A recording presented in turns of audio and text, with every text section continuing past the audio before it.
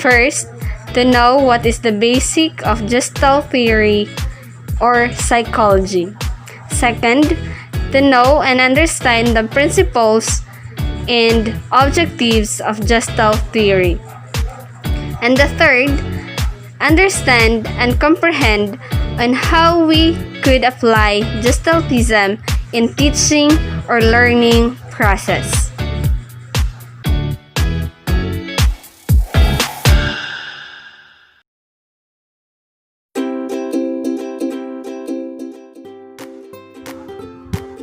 Good day, everyone.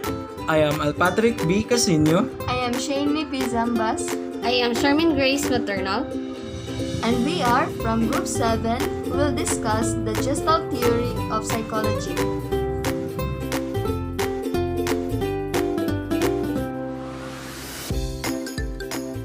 The situation or speaking task may be different, but we still use the same skills. Our goal today is to help you know what is Gestalt Theory. But before I call on Mr. Casino to discuss what is Gestalt Theory, let's have a quick activity. What can you see in the picture? It was just plenty of shapes, right? But if you focus to see it as a whole, our mind will register that thing as an airplane, because of the shapes were formed similar to an actual plane. This idea that we make sense of things by seeing a whole rather than the individual parts is what we call Gestalt psychology. Most of us doesn't even know that we already encountered this kind of psychology. Maybe the word is a bit deep, but with the help of our video presentation, it would be easy for us to understand this topic.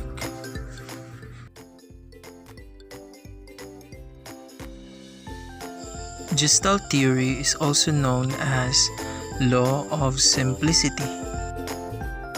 The founders of Gestalt theory are Max Wertheimer, Wolfgang Köhler, and Kurt Koffka.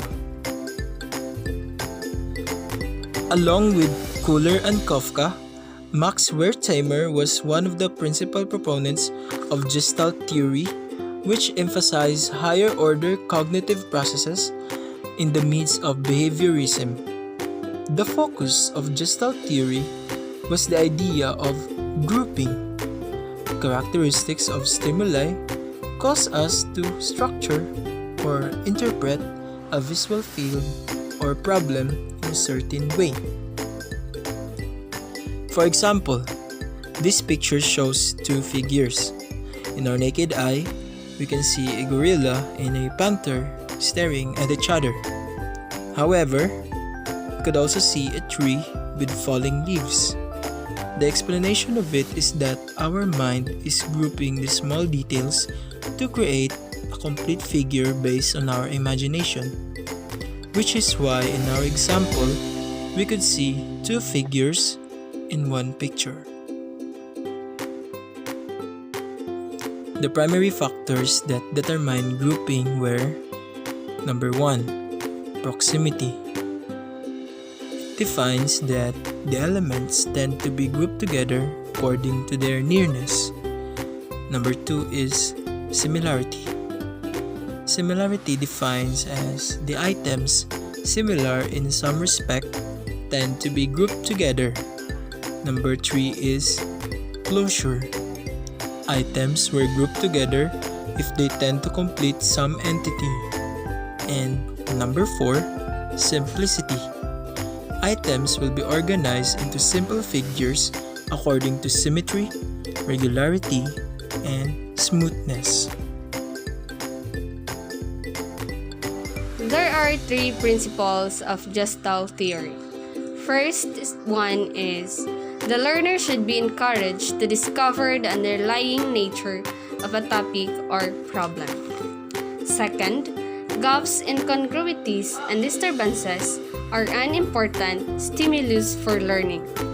Third, instruction should be based upon the laws of organization, proximity, closure, similarity, and simplicity. Gestalt theory is a good theory that could facilitate the learning and teaching processes and renew educational relationship. It made some adjustments on teaching strategies by giving new ideas on how the students would be assessed.